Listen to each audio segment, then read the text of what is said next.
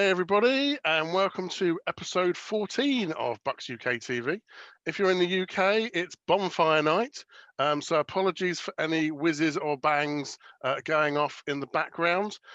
Clearly there will be more fireworks going off in my back garden than there were in New York last weekend. But we can come on to talk about that because, you know, a win's a win. I am joined today by our usual hosts, Pete and David. Hello. Hello, everyone. And a new host bravely steps forward. Marianna, you are the new Dom. Welcome. Hi, I don't have a sign to share, I'm afraid. That's absolutely fine. For those of you that haven't been on the forum and don't know where you are a regular contributor, tell us a bit about yourself and how you got into Bucs. So I guess like a lot of us, I kind of started watching American football in the days of sort of Saturday morning, Channel 4, Transworld Sport, all that sort of thing. Didn't really have a team that I followed at the time. Was lucky enough with my sort of work in IT. Worked out in Tampa for a couple of years, 2008, 2009. And through my job, got to go to a few Bucs games. First game was actually Tampa against Green Bay, which we won. I went back and checked that score. We won that 21-30 with Brian Greasy at quarterback at the time. So and then when I came back to the UK, settled back in the UK, I joined the Bucs UK in 2015, and you know it's been great ever since. Been lucky enough to be out in Tampa with the club as well. Go to a few games with them. You know, go and tour the stadium with the guys as well. Massive fantasy fan, as we won't discuss because I may have got beaten at the weekend. And love being in all the competitions and just being part of the club. So it's good to. Brilliant. But we have to fess up and be completely honest. There is an ulterior motive, isn't there, for getting you on this week? Well, we'd like to say it's just for the gender equality, but no, it is just so that I can gloat over my partner, who is, to be fair, he is also a member of the fan club, but it's his main team or his number one team is the Giants. So yeah, I'm here to lord it over him. Absolutely. So then we will move on and let the torture of Marianna's partner begin.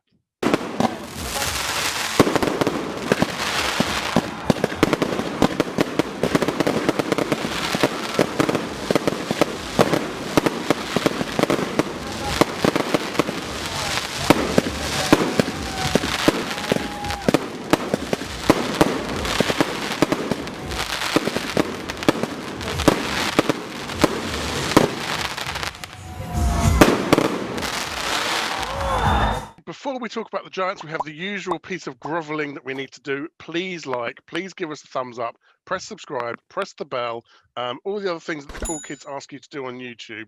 Pete, you were reminding me, we've just reached a little milestone, haven't we? Yeah, we just got 200 subscribers, which is really good. That is amazing. Thank you. I mean, thank you all so much. We are truly humbled. You know, we expected there to be 4 viewers, to be honest. So anything above that's a bit of a bonus. So we will come on to talk about the Giants game. Marianna, we'll let you have first blood. We normally start talking about the offense, and you know it's over to you really. How did you think the offense performed? I thought they were maybe a little bit slow to get started, but on the whole, I think we'll all say that Brady really is the difference, and I think that was the standout for me, that Brady made the difference in this game. Looking at the stats on the game, to be honest, they were quite close between the two teams in terms of yardage, but you know it's just Brady being sensible, reading the field, making the good passes. So yeah, making the good passes and not making the bad passes, which when we come on to talk about the D, I'm sure we'll pick up. Pete, I remember you being quite excited on the forum at silly o'clock in the morning. How did you think the offense did? I think we did start off really slow. I think we overall played pretty well. It was a weird one with Mickens sort of becoming the unknown main receiver, whereas Evans, it was so used to him being double teamed and stuff. It all went a bit missing on the offense with Brait and Gronk. I think that's a really fair point, actually. I mean, I was really surprised to see Mickens out there starting. I watched a bit of the the press conferences, and obviously Aaron's explained it's because Mickens was in the slot position, so he was basically subbing in for Godwin, which I think you can understand makes sense in a sort of let's keep going with what we're doing and everyone play where we're playing. But you kind of feel like you want your best players out there, don't you? Definitely. And Yeah. I understand some people saying that he's he's the unknown, so they didn't have much tape on him. They didn't really know much about him, so they couldn't have schemed him. But I feel they schemed us really well. They sort of knew with that Scotty run, he was all over him. And every time they kept going for deep for Scotty, didn't they? It was just there was just no room there. They knew it was coming. It seemed that they had watched the film better than we had watched film, really. And I guess that's going to be the issue here on in. There's half a season now. We're halfway through, 6-2. We're halfway through, and everyone's got tape on us now. I'm really hoping they're gonna open up the second half of the playbook. That'd be quite nice, wouldn't it? David, how do you think it went? Yeah, well, I think the offense has been quite strange all season. I think every week we've not known what to expect and who's going to make the big plays. We started off early with Godwin and that there as receivers getting the ball. Then all of a sudden it was the likes of Rojo, Vaughan and McCoy, and it's getting in short and taking the short passes. Then Gronk and the tight ends opened up. And I think every week you don't actually know what our offense is going to be at the moment. It seems to change every week. So who knows what we've got dialed up for next week. It's going to be quite interesting. I guess some of that could be who the defense is trying to key in on. They're going to double Mikey, but you're right. It could just be maybe who the hot hand is. Yeah, and I think they're quick to change. I mean, Rojo, he had one fumble and he was out of the game for a long period. Got to feel sorry for the guy. We want to keep pushing forward with him because I'm sure he's got it in there. But I mean, how many times did we just go back to old Bucs running game straight up the gut for 1 or 2 yards? It was pretty desperate. I think, was it something crazy like 9 or 10 times, if not more? First down, we ran straight up the gut for next to nothing. And that just makes it tough on second and third down. And, I didn't really understand why we kept pursuing that. All right, it may open up the field further down, but then we didn't really make the most of that either, did we? Because I think our O-line's actually, our O-line's designed for passing. So I don't know why we were running as much as we were. That's a good point, though. The O-line was solid again. There were no penalties on the O-line again. They did let a couple of sacks through, but on the whole, they're giving Brady that time to scan the field. As you say, they're not really set up for necessarily the run. They're set up to give Brady time to scan the field and to make the passes. And in the second half, it really showed because he just had the time and he found a lot of the sort of seam routes he was finding.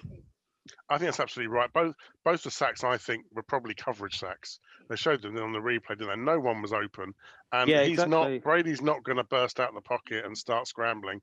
Nor do really any of us want him to do so. Well, that was the difference in the game at the end of it. Brady didn't throw interceptions, and Jones did when he shouldn't have.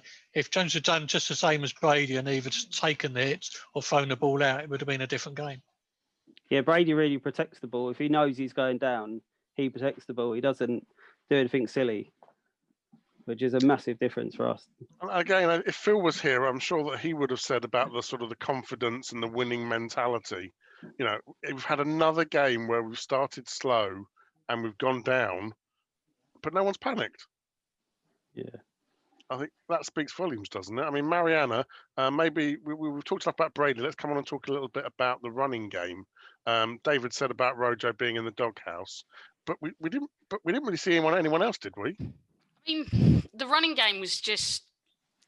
We didn't, as David said, we were running everything up the gut, and it seemed to be that when we had success was when we went to the outsides. So we had a few sort of longer runs when Fournette went to the outside.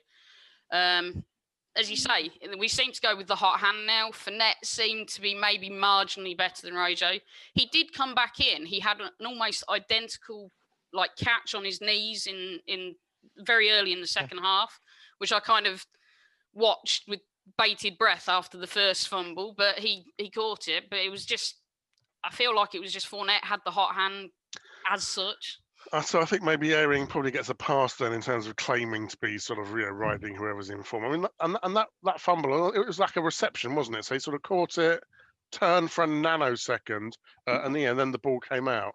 I don't really think we can blame him for that, can we? It was certainly an awkward catch. He was down on his knees, kind of bounced a bit. I wouldn't put too much blame on him, although we have said before, I think, in other episodes that Rojo probably hasn't got the best sort of catching ability. Would you rather have Fournette for that maybe as well? I think it's a really good thing. So maybe let's have a quick straw poll around the four of us. Who should be starting next week against the Saints? Is it Fournette or Rojo, David? Rojo for me. Yeah. Yeah, I think we've got to keep pushing with him. See, I really don't know, because Rojo's had two sort of drop saves now, hasn't he? That have sort of cost us. So I don't know whether he's lacking in confidence. So whether the putting him on the bench, holding him on the bench for the game is the right call, and whether it's going to help him, or whether we should throw him straight back in and hopefully try and build that confidence and show that, okay, you've had a couple of bad moments, but we're still going to keep the confidence in you. But I do like Fournette. I always think he's seems a bit more stronger. Okay, so that's 1-1 then, Marianna. I'm leaning towards Fournette. I think it's kind of, he's not been in the league actually that long. He's only been in the league a few years really, and he came out as a very high pick. He's very talented. Rojo has had a few years with us now, and yeah, I'd lean towards Fournette. I think he'd be my man to start with. Oh, well, this is going to be tricky because I'm going to go with Rojo, so it's going to be 2-2. For me, I think Rojo's got the breakaway speed. There are a couple of times now where Fournette's, bust through the first level, taken it to the second level, and then was looking for a defender to hit because he knew he wasn't going to take it to the house. I think if Rojo can get there, he's still got the speed. He hasn't quite got the tread on the tyres, the wear that Fournette probably has. I think Fournette's great in the second half when he comes in, and we're going to try and pound it out a little bit more. I heard somebody sort of saying about that it's our O-line's coordination. They're not choreographed for the run yet. So maybe as that develops, we might see some better, opening up for the run. Because we've seen that with everything else. As you think of the Saints, the first game against the Saints, and the games after that, the penalties and the interception stuff. The offense going forward that way, they seem to have really gelled together and found a bit of form. Whereas maybe with Haig and bringing in people on the O-line, maybe that's just they're not really in the best sync yet. And maybe Marianna, just to close out, we'll come back to you, but maybe through you as a proxy to your partner, kind of obviously to get the sort of the enemy's perspective on things. How do you think he thought it went? It was very much the game of quarterbacks. I think he would have paid a lot of money to have Brady on his side and not have a guy that threw two very costly interceptions. I don't think that he was that afraid of our run game from what I could tell. And to be fair, what you started with was that no one panicked. And I think coming from his perspective, certainly, I think there was always the thought that, Brady can bring this back for you guys. Well, let's move on to look at the other side of the ball, then onto the D. Maybe, Pete, if we start with you, just your sort of overall take on, how you thought the D fared. I think our secondary is still a problem. They seem to really go missing for sections of the game. Yes, we got the two interceptions, but it's almost like they're looking for that too much and not really concentrating on the bloke that's running past them at times. I think we got really lucky that Jones didn't, throw some dimes out there, because otherwise would have been a loss all day long. I don't know whether this swapping of Dean and Bunting, we sort of seem quite unsettled as to what our corners and who are the main corners. Apart from Davis, it seems to swap and change quite a lot. I think our run stop's still good. Yeah, it's always going to be good, and I think McLendon is doing a great job at filling Vita's shoes with Brocho, coming in as well. But defence against the run, particularly in the first half, was not as good as it has been. They were clearly getting through the D line, getting into the secondary, and actually Levante David had probably the most non-existent game he's had for a long time. And White even got beat so many times. Our tackling was pretty poor on the first half, I thought, in particular. And they were making far more yards than we normally expect them to do. And I think I agree with everything you've said on the secondary. They're very hit and miss. They make some absolutely stellar plays and, win us games with interceptions. But like I say, if we were up against a better quarterback, and it makes you worry a little bit for the week coming up, that we could have got burned 3 or 4 times quite easily there. It could have been a very different game. Yeah, we've got a tough run of quarterbacks coming up, not just next week, but we've got the Mahomey guy as well to try and find a way past. Marianna, there's a bit of doom and gloom there from David. Is there any flip side to that? I think there definitely is. I think we all said it on the forum quite often, actually. In the chat thread that was going on the evening. For the crazy ones of us that were still up. They were throwing the ball so quick. They were getting it out of Daniel Jones's hands so quick, and I think the commentators pointed out a statistic that we put pressure on something like 41% of pass plays. And you could see they were just getting the ball out quick and over the top of our pressure. So in some respects, they played that really well and got away from that pressure. However, it was also that pressure that led to the sacks or the interceptions. So I'm kind of in two minds. I'm kind of going, oh, well, we need to, not pressure quite so much and actually, maybe cover a bit more sort of zone and not be constantly getting at the quarterback. But then that pressure forced the 2 errors that forced those turnovers. So I think, maybe, well, that's why I'm not the coach, I guess, because the pressure worked at the end of the day and got those interceptions. And it was the 2 turnovers. 2 turnovers turned into 10 points for us. That felt like the difference in this game. Yeah, absolutely. From that side of the ball, and you're right, though. Yeah, we're not the coaches. We're just the crazy people that stay up till 5 o'clock in the morning watching the game. And it's going to be the same again next week, by the way. We do love a Sunday night game after a Monday night one. How many sort of long third downs did we let go as well? Particularly on the last drive as well. Well, I know on that last drive, I know this will infuriate Ian, who says the referees don't play the game, the players do. But the last couple of drives, there looked like some seriously bad spots on those balls. Fournette, I think, got a first down that wasn't awarded. Yeah, and there definitely. were 2, I think, 1 third down, 1 fourth down on that final drive by the Giants that did not look like first downs to me. Isn't there a Jones run? did not. Yeah. Jones did not get in. He did not make first down. Jones. He did that big run. There's no way he made the final. Don't understand why we didn't throw a challenge on that.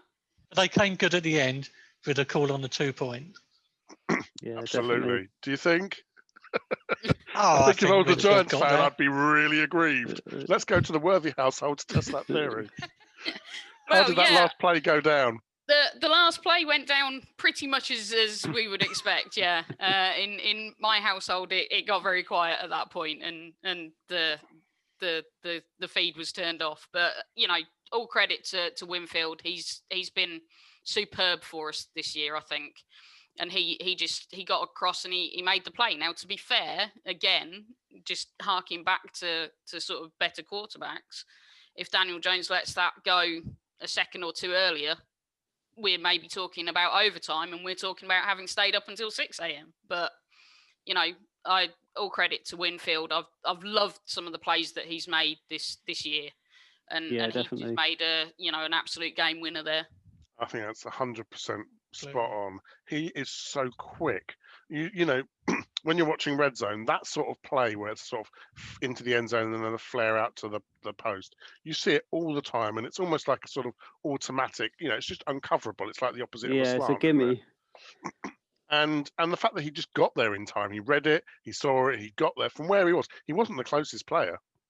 Not by a long shot. He was quite away to, as you say, the speed on him.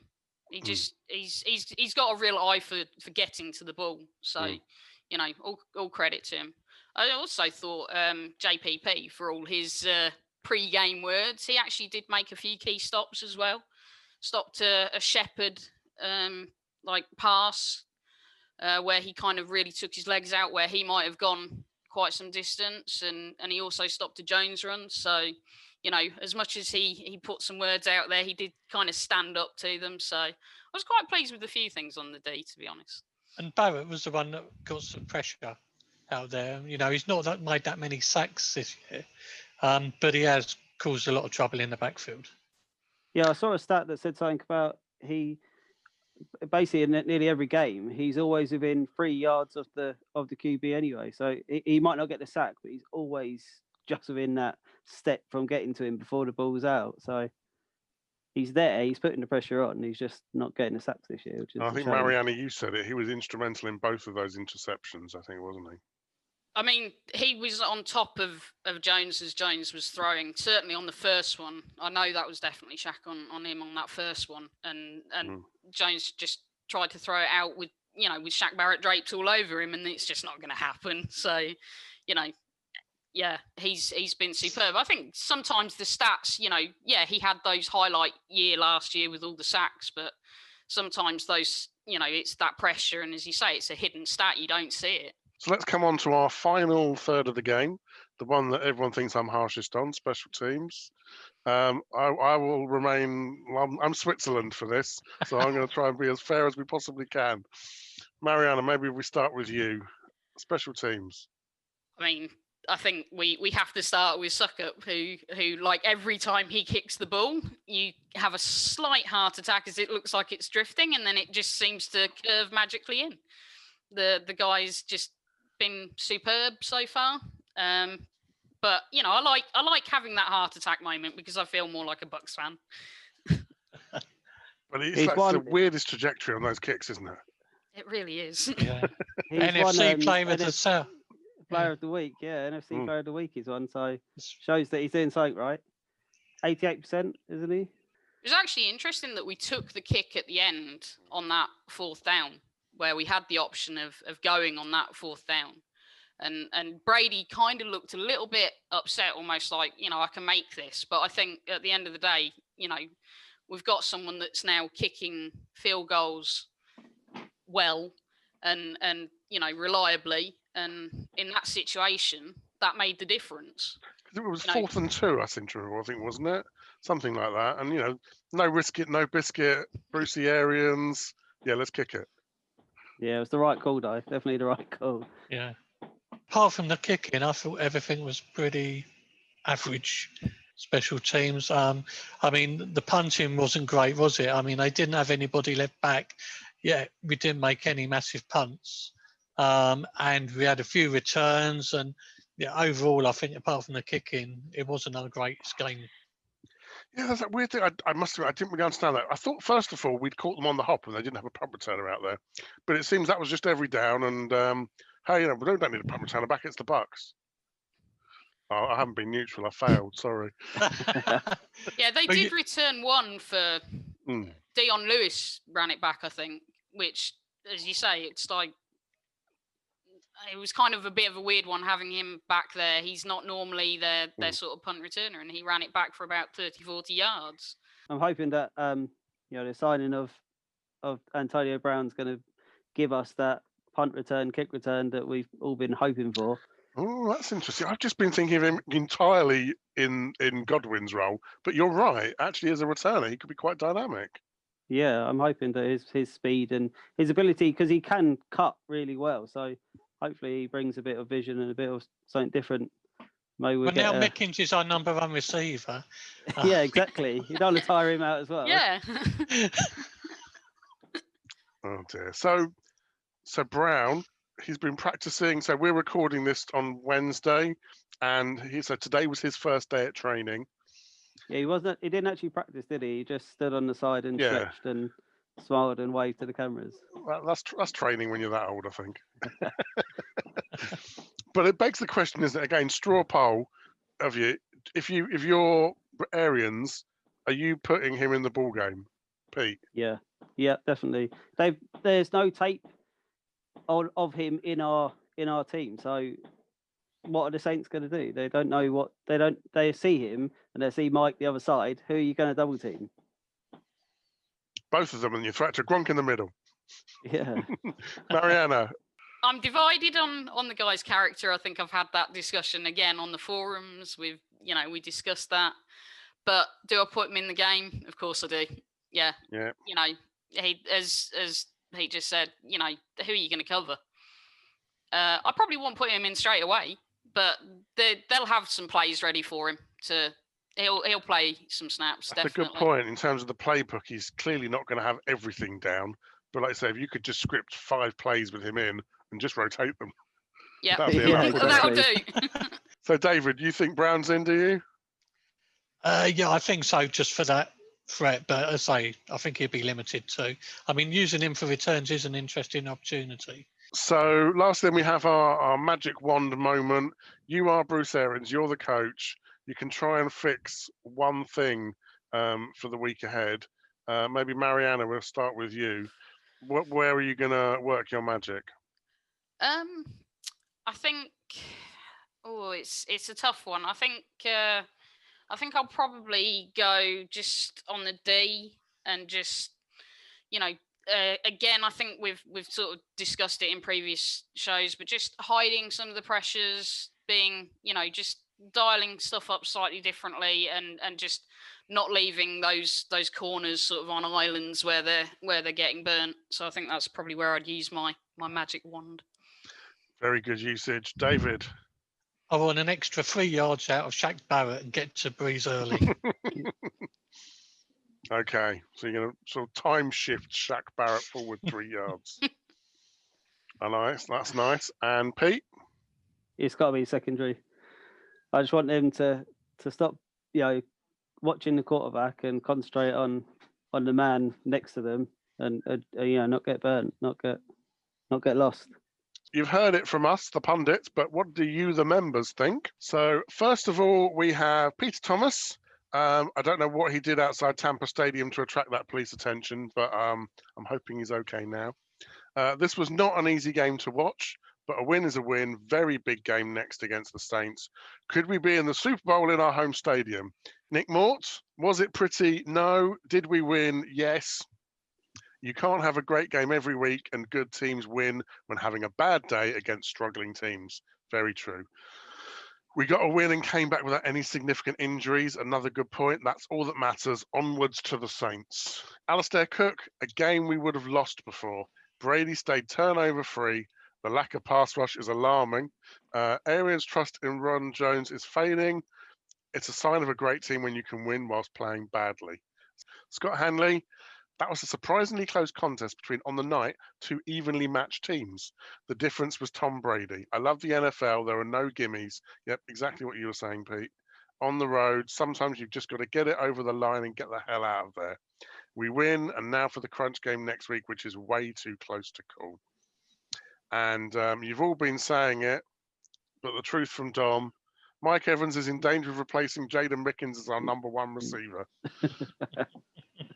I don't think any of us would have seen that coming at the beginning of the year. So once again, we offer our thanks to Bucs Report for their help in promoting the podcast. We also want to thank Neil Ferguson, who's donated us a massive stack of the Buccaneers magazine. If any of you remember back in the day before the internet, when we all had to look at CFAX for results, if you wanted to read about the Bucs, you had to subscribe to their magazine, which didn't reach you till Friday or Saturday before the next game. But he's got a big old stack of them and he's given them to us.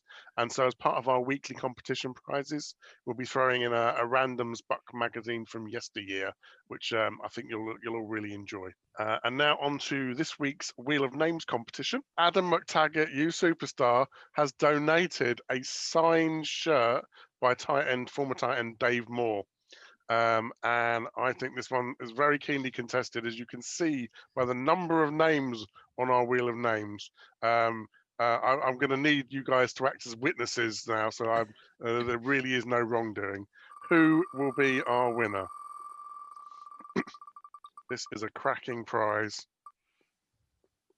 Oh, Graham Beveridge. Oh, so close.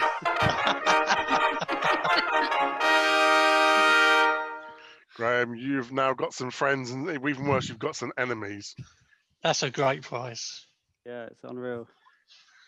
You were close, Pete, weren't you? I was one away. Okay, so well done to you. Your prize will be winging its way to you shortly. And thank you all once again for the members who've been donating prizes. It's been fantastic. We want to keep the competitions going. And you'll notice the cold nights are drawing in. So a Bucs UK beanie could be yours this time next week. And we're going to be throwing in with that the as yet unreleased Bucs UK 2021 patch. So if you want to get yourself a 2021 patch, now's your chance to get there ahead of everybody else. They will only be for members. We can't sell them. You'll only get them for renewing next year, but you can get an extra one, and you can get one now for entering the competition.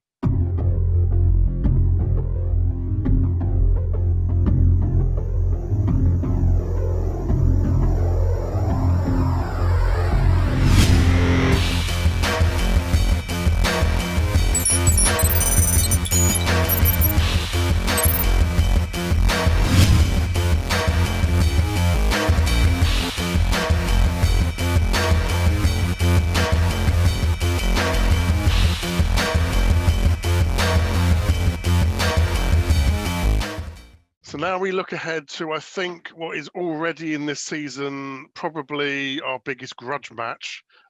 This one is going to be the one that probably helps decide who has to struggle through on a wild card and who might get the nod into the playoffs as the division champions. It's the Saints. Luckily now they're coming to us. It feels like we've been quite good at home so far, undefeated. We'll talk about what we think the keys to the game are, players to look out for. David, do you want to start us off? Who do you think is going to be the difference maker this time around? Well, the big thing is stopping Kamara. If we can keep on top of him, the trouble is we're a little bit soft in that little gap, aren't we, just behind the linebackers? And, if we allow him to get into that space, then we could be in trouble. So I think it's all about, whether we spy him or someone, we keep tight on him and get into Breeze. I mean, hopefully Breeze hasn't had a big arm this season so far. I hope it doesn't suddenly show up in Tampa. Yeah, I'm a massive fan of Kamara, although I kind of love to hate him sort of way. And a lot of the stuff where he's been getting the ball has been behind the line of scrimmage or close to the line of scrimmage. And I think if that's what the Saints try, then I think Smith and David are going to bash him senseless. But you're right. If he can get behind the linebackers, then I think we've already shown in the last few games that our linebackers like going forwards, not backwards. Yeah, if we've got the choice, do we play soft, which always seems to let us down, and we seem to give the receivers far too much space, or we really go for it and shut them down early? But I'd say if we let Kamara get behind, he could really do some damage. Pete, do you think we can contain Kamara? Yeah, I think so. Like David said, I think we'll be really up for this game. So I think White and David, people like that, will be really trying to contain and fill that gap. We should have good scheme against the Saints, I think. And the main thing is we shouldn't have. We progressed so well over the season of not getting so many penalties. You think of what the first game was. We threw away so much yardage just in penalties that now we're stopping that. And we haven't had as many turnovers. That should be a big key to keeping us in this game. I think that's a really good point. And the Bucs that the Saints played in week 1 is not the Bucs that we are now, we hope, and not the Bucs that will be on Sunday. Yeah, definitely. I mean, it's still difficult because our secondary is so hit and miss that could be what lets us down. But I think when it comes to Kamara, we should be able to control him. So, David, it's all about Kamara. Pete, you want to see the flags go away. Marianna, what do you think the key to the game might be? I mean, I've got some notes written down on here. And Rattle away, go for it. Those are the two notes. They're Alvin Kamara and no penalties. It's easy then. I think that's I think we've got it figured out. I think we should really obviously get that coaching job because, you know, as you say, shutting down Kamara, but not just. He's got an ability to run and he's got an ability to catch out the backfield, and he's dangerous in both. I mean, he obviously, again, my thing's fantasy, and he's one of those that scores big in fantasy week in, week out. He's always scoring touchdowns, but he makes a lot of yards catching as well as running. He's just dangerous.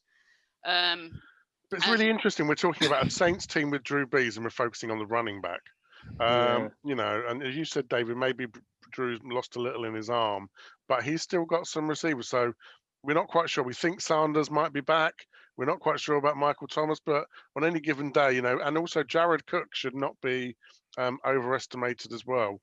That's a pretty, you know, I think that actually rivals, you know, Evans, Godwin, and Gronk or Bray, or whoever you want to put on any given day. That's a cracking lineup. Yeah, definitely. Their mystery man, Tyson Hill, as well. He got a lot of ball time last weekend. He does, and I think there was, when we played in week 1, there was that trick play, wasn't it? Where they went deep. It does feel like they're bringing him in more often, you know, sort of getting him ready to maybe come in and potentially take over. I don't know. But he's definitely playing a lot more, and he's always a risk because he's got the legs that Drew Brees doesn't have. Exactly. So he's got that ability to sort of run from that quarterback position. That is the problem with our blitz package. If he comes in, we blitz so heavy that we sort of leave a gap that he doesn't have to pass the ball off to run. He's received the ball and then he just runs forward straight away from it. And he's just that, they call him the Swiss Army knife, don't they? Because he does so much for everything. He can just pull it out. The other thing I think we mentioned is, we're focusing on the receivers. We talked about Kamara. I kind of want to talk about Latavius Murray. I think he is underrated. I think a bit like we've got Rojo and Fournette, Murray is that change of pace back that comes in, spells Kamara, but can still do damage. And he, you know, I think running up the gut, that's what he'll be doing. Hopefully our D can stop that. I mean, that's where, as we've said, we've been quite strong, you know, against the run. We've not given up. Well, I think this Giants game was the first time we've given up more than 100 yards in quite a while, and it was only 101 yards. Let's be honest, it wasn't, you know, it was a bit of a creep over 100 yards. But you know, I feel like Latavius Murray, yeah, he is that sort of change of pace back, but I don't have the fear of Murray that I have when you talk about Kamara. He's a different level of talent. So, David, you chose Kamara this time round. So, who's the buck that's going to be the key to the game? Mike Evans. Yeah. He says he's back to 100% now. And he's started to make some plays, got another touchdown. Well, he's got 7 touchdowns without really sort of noticing him this season, hasn't he? So I think it's time to actually not just get in there for the sort of the 1 yard and short touchdowns, but he's going to make some big plays this week. I think everyone's spying on Scotty Miller now. And so this is going to be sort of a bit of a sort of a breakout, if you can say that, for Mike Evans this week. And if Antonio Brown does get on the field, and we're still not sure if Godwin's 50-50, if that's a lie or he really does have a chance of playing, that could be really crowded out there. And that suits Mike, I think, doesn't it, if it's crowded? Yeah, definitely. What I love is the matchup of Evans and who's the Saints player that he's always got the beef with? Marshawn Lattimore. Yeah, that's it, Marshall Lattimore. I think another player I love to hate.